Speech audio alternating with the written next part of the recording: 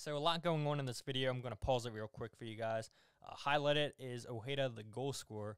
And I have an arrow indicating that it should have been Jack Elliott slotting over, paying attention to this run, because Kai Wagner's in a position where he can't get Ojeda. Ojeda has Kai Wagner exactly where he wants. He's running into space that nobody is marking.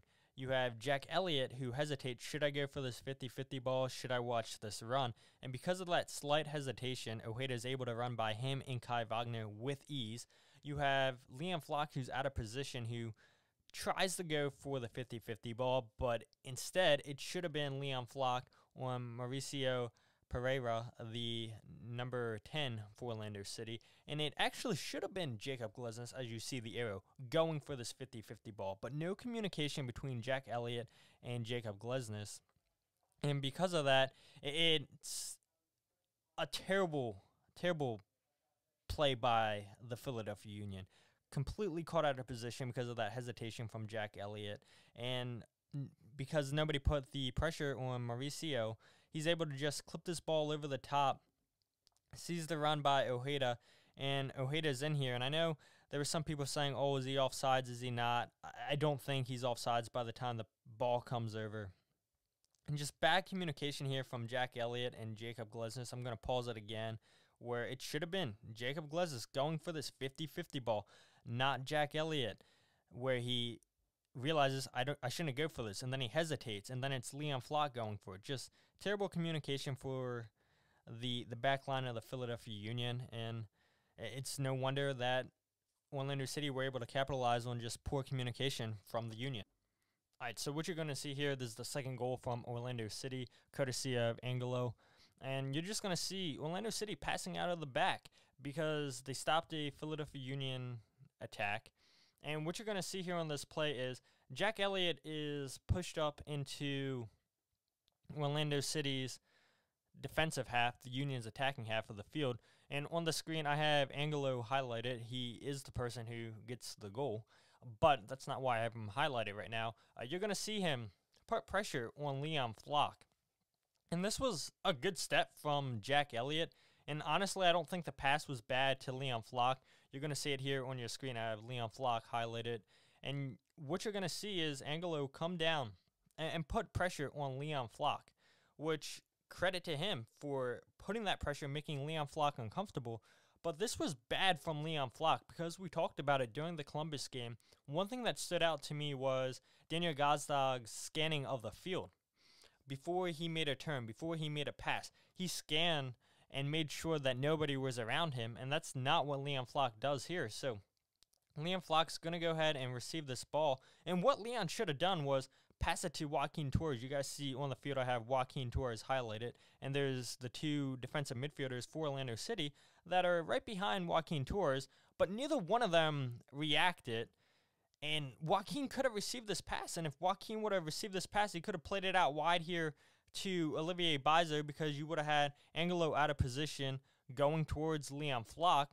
But instead, Liam Flock doesn't scan the field at all, and he turns right into the press of Angulo. And because you had Jack Elliott win that ball up into the Union's attacking half of the field, you have two attackers on the screen that are wide open. You have Jacob Glesnes, who you can't see right now, who's keeping them both on side, and they're just going to go ahead and play this pass into Ojeda, and now it's a 2-on-1 for Orlando City. Credit to Jack Elliott for getting back in time and covering, but what I don't like is that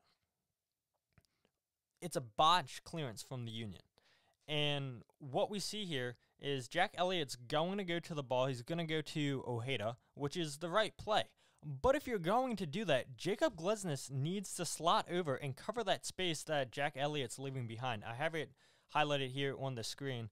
And what you see is Jacob Glesnes just getting caught flat-footed. And because of that, Ojeda is able to slot the ball into Angulo, and it's an easy finish for him. And Orlando City have 2 goals within the first 9 minutes of the game against the Union. All right, and let's take a look at the last goal of the night, courtesy of Andres Perea.